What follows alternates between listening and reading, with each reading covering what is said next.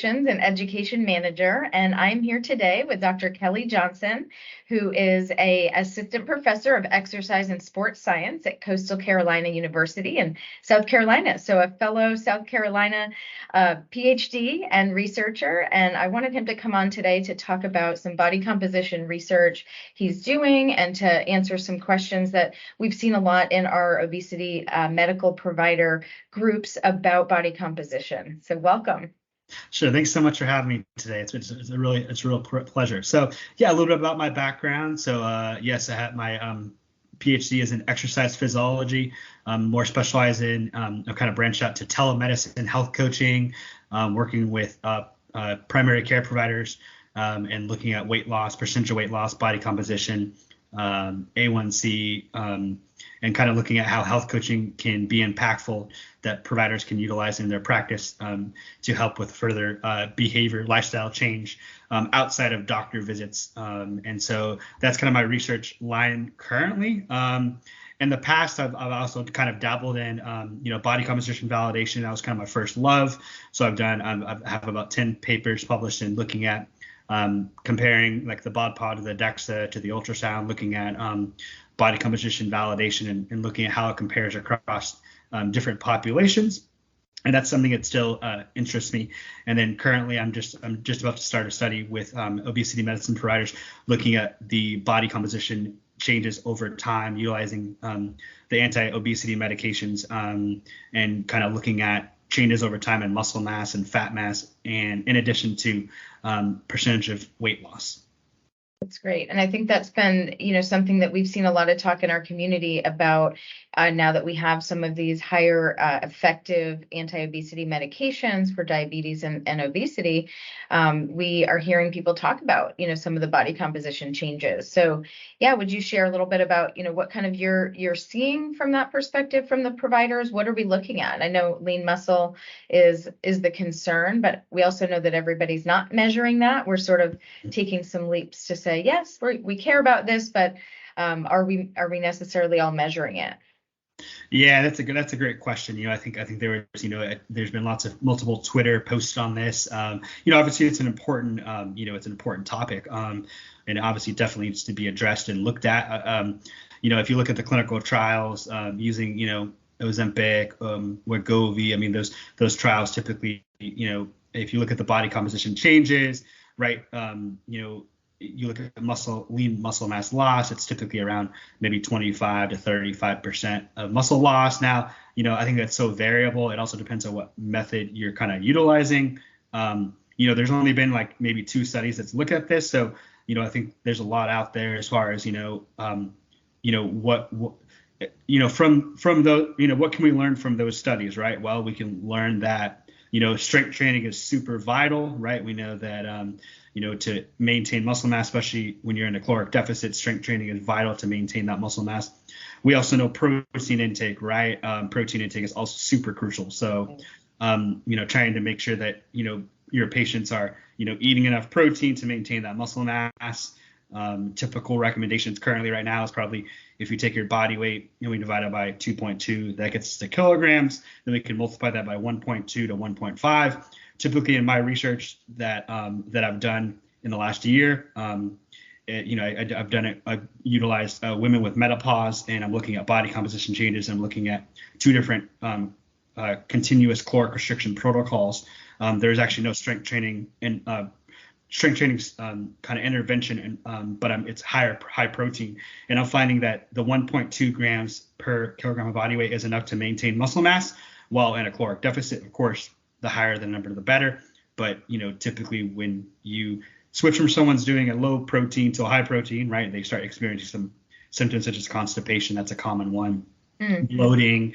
So, my recommendation for all clinicians when I'm talking, when I go to conferences and I'm talking to them about, body composition changes and trying to mitigate muscle loss. I really stress the importance of protein. And obviously I know that, obviously all the providers are, really recommending high protein for their patients. But the other thing is where I'm noticing, changes is where it's not being addressed is the, strength training piece, right? Yes. And the exercise intervention piece.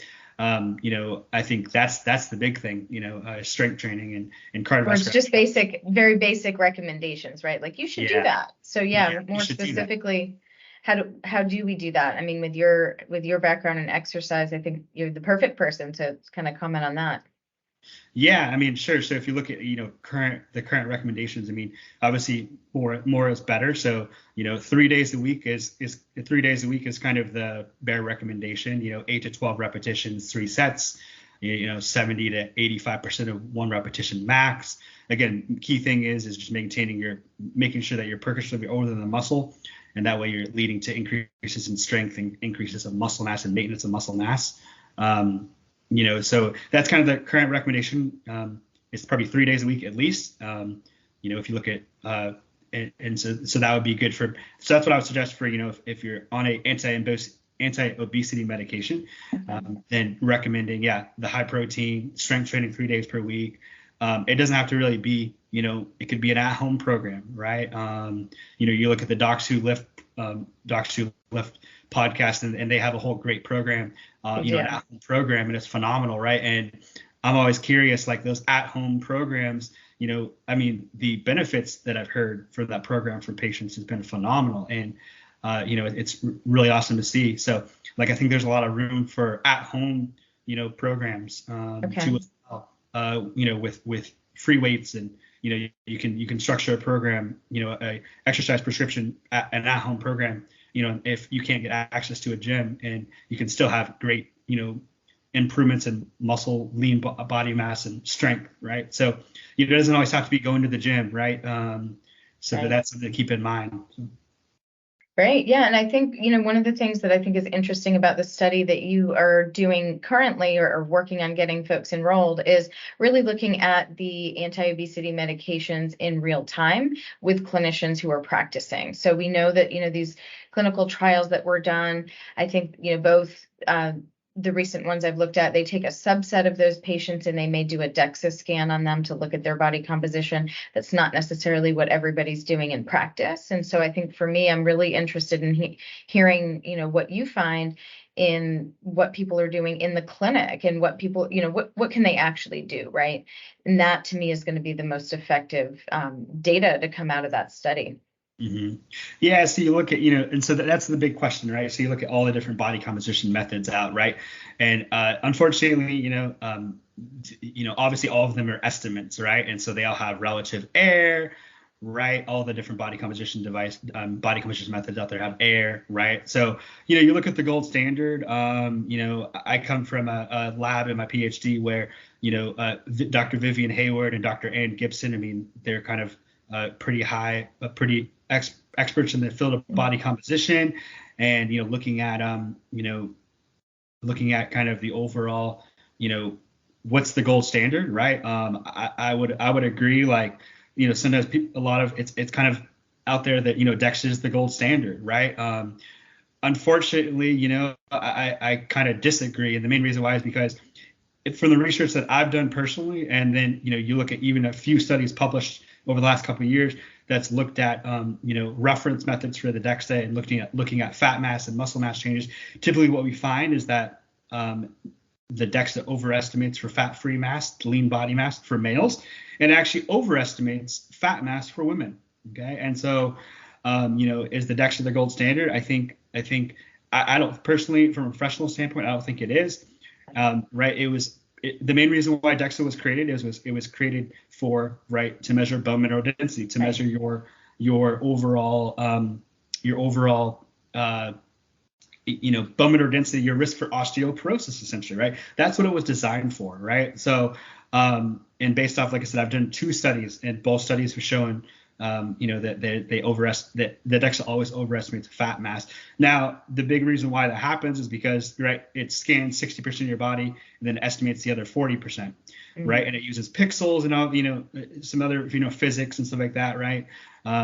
X-rays and stuff. And so the issue becomes is that, it's estimating, the other 40%. And so, it's not, in my opinion, not very accurate, right?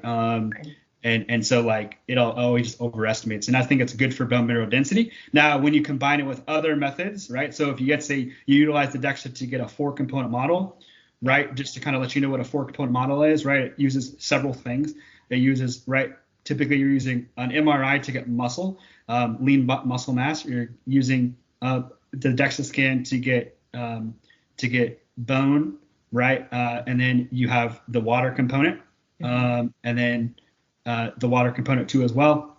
And so you can kind of add all of those methods up in together, right? And you can essentially get a four component model, and then that's the most accurate kind of, if you're looking at the gold standard, right, for body composition, a four component model will be the gold standard, right? And so nothing we do actually clinically, right? So this is yeah, what we would do nothing to clinically. validate Yeah, I something mean, like unfortunately. bioimpedance. Yeah, unfortunately, right, you're not going to have, most clinicians, most in a private practice, you're not going to have access to a DEXA, bod pod, a InBody or a Sika bioelectroimpedance machine right in your practice. I mean, maybe, but I would say it's pretty slim, right? Maybe if you worked in a hospital setting, but again, if you're in a private practice, you're not going to have any of those equipment. You might have one of those devices, right? And so, so that's the issue, right? Yeah, so I think, getting the four compartment model for the fat mass and the fat-free mass is considered gold standard, and DEXA being one of those compartments for the bone minerals. And then for muscle mass, more that MRI, which again, you're not going to do that for a clinical practice. But I think for me, the bioimpedance does use those as the reference measures. And so when we're 98, 97% accurate compared to those reference measures, I feel pretty confident in using something like bioimpedance in a clinical setting.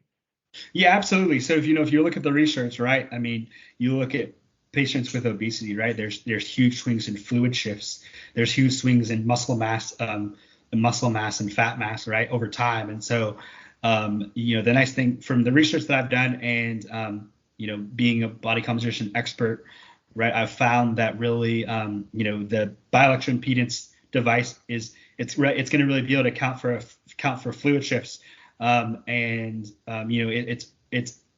quick and easy, right, too, as well, and it's very reliable for tracking changes over time, and as long as you're keeping everything consistent and you're having your patients adhere to the pre-test guidelines, which I guess I can just mention what those are. So typically, if you look at body composition, if you're doing any type of body composition device, typically it's recommended that you don't exercise 24 hours prior to, that you don't eat or drink 3 to 4 hours prior to, that you no nicotine, no alcohol 24 hours prior to testing. Trying to get at night, coming in fast, an 8 to 12 hour fast is ideal. And so that's something that, when clinicians, from a clinician standpoint, time of day, right, is key, right? So preferably the best time to do a body composition test would be in the morning, after you get out of bed, after you get out of bed, come into the office and getting that's going to be the most accurate, body composition, results, to be honest, right? And so, for example, if you have someone coming in the afternoon to do body composition, I mean, that's fine, but you got to keep everything very, very controlled, right? Typically, if they can wear the same clothing, right, all of those things, that's super important. If they can eat a similar meal, again, keeping everything very, very controlled, you're going to get the most accurate, reading and reliability over time. And so that's something where, if clinicians from a clinical standpoint are seeing huge swings in their results, it could be due to them not controlling for, patient guidelines. And so that's something really, like I said, I know it's sometimes hard to control, but again, if you're really trying to get accurate data, that's going to be the most important thing to really follow. Great. Yeah, so you're still recruiting. So if we have healthcare providers who are listening, if they are interested in contributing their data, do you want to share a little bit about, how you're collecting data from other providers and how they can reach out to you? Yeah, sure. That's a great question. So I've always had an interest in, tracking changes over time. I've done a few studies looking at athletes and tracking body composition changes over time.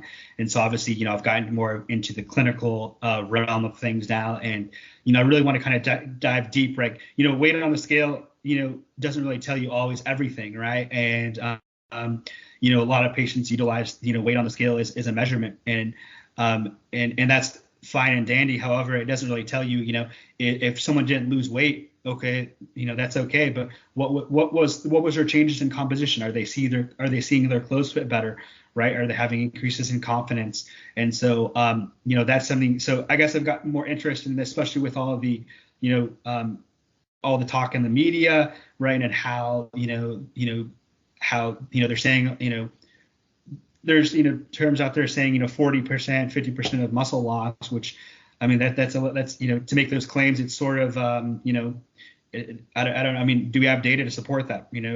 Probably not right now, right? And obviously, it's important to measure those things, right? So with my study, essentially what I'm doing is I'm working with any clinician that's measuring body composition. I'm right now the studies that I'm utilizing Sika and InBody, but I'm willing to, if you have a DEXA scan, right? Pretty much what's happening is I have like just an agreement with a doctor where they're just sending me de-identified data, and then I'm looking at kind of body composition changes, and then once I get enough data kind of collected, then I'll collaborate with these clinicians on a nice multi-site manuscript publication paper. So yeah, I mean that just to get the real data out there and try to figure out what are the changes that we're seeing with these anti-obesity medications, because I mean we're seeing amazing results. These anti-obesity medications are game changers for patients with obesity, and it's just so mind blowing to me. But I mean, definitely, yeah, we know as you're losing weight, yeah, you're going to lose muscle mass, but what's really that real change, in body composition, right? So from maybe every typically, as far as like looking at changes, typically anywhere varies from 4 weeks to as far as timelines, depends on when they come and visit the clinician, but sometimes it's biweekly, or maybe they're measuring on a monthly basis or every 3 months. So I'll kind of look at the different time points depending on how clinicians are how they're measuring it, right? If they're measuring every 3 months, that's great. If they're measuring every 2 months, if they're measuring every month right in the beginning, I mean, that's great to know, but I get that, their time is valuable, and so yeah, trying to measure to every visit or every, so yeah, as far as the timelines, it's kind of variable. So I'm gonna kind of just have to look at the data when stuff was measured, and then, maybe there might be some other subset, data, research manuscripts that I could, that we could write up together with these clinicians. And again, just to get the data out there, I think it's super vital. And it can help, clinicians to learn, okay, well, on average, right, this is what we typically see. Now, how can we mitigate that muscle loss as much as we can, right? Is it, higher protein, resistance training, right? Exercise is medicine, right? And so really kind of harvesting that, that piece in addition to, having a good lifestyle prescription for nutrition. Great. Well, yeah. So I'll link to your information, but reaching out to you by email or through social media. Yes, social media. So I'm on LinkedIn. I'm also on Instagram. You can find me on there. I'm more happy to have a discussion. Definitely there'll be more to come on body composition, devices and reference methods and reference values, and how can you kind of utilize that data from a clinician standpoint to help your patients, improve lifestyle change. So definitely there's more to come in that realm. Yeah, let's plan on talking again about that, because I do get a lot of questions about that, and I think people are real interested in how to take that data and actually translate it into conversations and actually impact the patient's outcomes. So yeah, absolutely. Love this stuff. It's it's a big passion of mine, and the more we can help clinicians and patients, the better, right?